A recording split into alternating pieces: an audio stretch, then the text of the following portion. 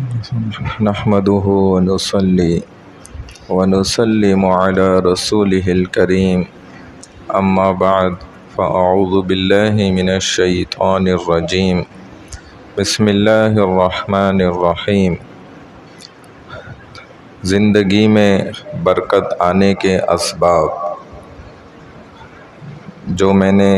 چند چیزیں تو بتائیں کہ انسان بد نیتی سے اپنے آپ کو بچائے اور بد نظری سے اپنی حفاظت کرے،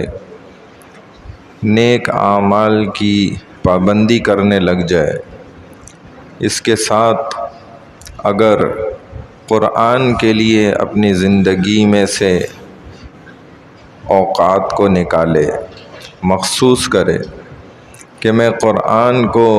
زیادہ سے زیادہ تلاوت بھی کروں گا، پڑھوں گا، اس کے معانی کو بھی سمجھوں گا اور اس کے مفاہیم کو بھی سمجھوں گا، میرا رب اپنے فرمان میں کیا فرما رہا ہے، میں اس کے لیے وقت نکالوں گا۔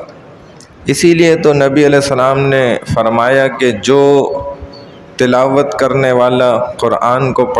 پڑھانے والا، اس کو دعاؤں کا بھی وقت نہ ملے نا، قبولیت کے اوقات میں بھی یہ دعائیں نہ کر سکتا ہو، کیونکہ اس کی مصروفیت قرآن میں بڑھ گئی، قرآن کو پڑھنے، پڑھانے، سمجھنے، سمجھانے میں اس کی مصروفیت بڑھ گئی، اب اس کو دعائیں مانگنے کا بھی وقت نہیں مل رہا، تو فرمائے کہ اس کی دعائیں بغیر مانگے قبول کی جائیں گی۔ بتائیں، ہم یہ سوچ سکتے ہیں چیزیں؟ ہم تو وہ کرتے ہیں جو ہمارا دل کہہ رہا ہوتا ہے،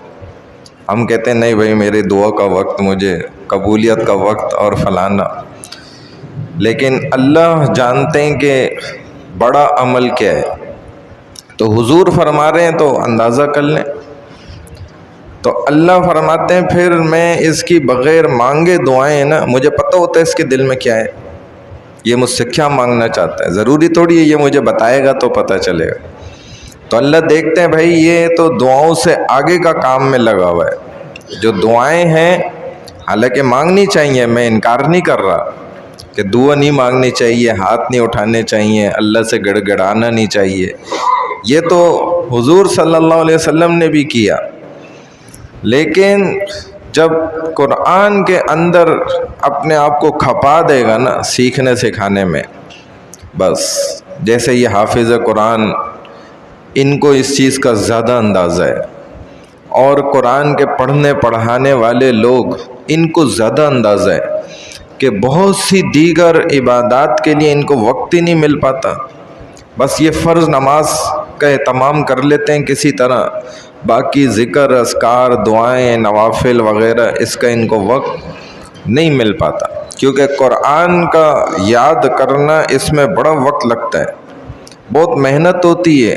بڑا اپنی ساری توانائی طاقتیں لگانی پڑتی ہیں، تو جب انسان قرآن کے لیے اپنے آپ کو وقف کر دیتا ہے، اللہ اس کے جسم میں بھی برکت ڈال دیں گے، اس کے اوقات میں بھی برکت ہوگی، مال میں، اعمال میں، گھر میں، کاروبار میں، دکان میں، ہر چیز میں اللہ برکت ڈالیں گے، اور اگر برکت نہیں ہو رہی تو بھی اس سے پریشان ہونے کی ضرورت نہیں، گھبرانے کی ضرورت نہیں ہے، تب بھی اللہ اپنے بندے کے اور مزید درجات کو بلند کر رہے ہوتے ہیں۔ اس کو لگ رہا ہوتا ہے بھائی میں تو اپنی پورا وقت، پوری زندگی، پورا دن کھپا رہا ہوں، کوشش کر رہا ہوں، مسجد میں بھی وقت دے رہا ہوں، قرآن کی محفل میں بھی جڑا ہوا ہوں، جیسے آج درس قرآن ہوتا ہے مغرب کے بعد، اس میں بھی میں پابندی سے جڑنا ہوں، اور بھی دیگر اعمال میں جڑنا ہوں، لیکن پھر بھی میرے کاروبار میں، میرے مال میں، اعمال میں پتہ نہیں کیوں برکت نہیں ہو رہی، تو یا تو یہ برکت کے مفہوم کو نہیں سمجھا، یا واقعی اگر نہیں بھی ہو رہی نا تو بھی اللہ اس کے درجات تو بلند کر ہی رہے ہیں، جو آخرت میں ملیں گے جب دکھائے جائیں گے تو پھر یہ کہے گا کہ کاش مجھے دنیا میں جو اتنا تھوڑا بھی ملا وہ بھی نہ ملتا،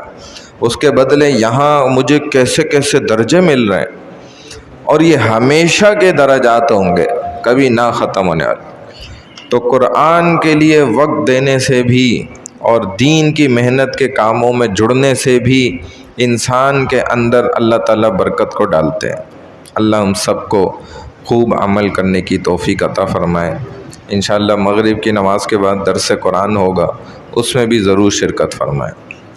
سبحان اللہ و بحمدہ، سبحانک اللہم و بحمدک، نشہد ان لا الہ الا انت، نستغفرک و نتوب الیک، برحمتک یا ارحم الراحمین۔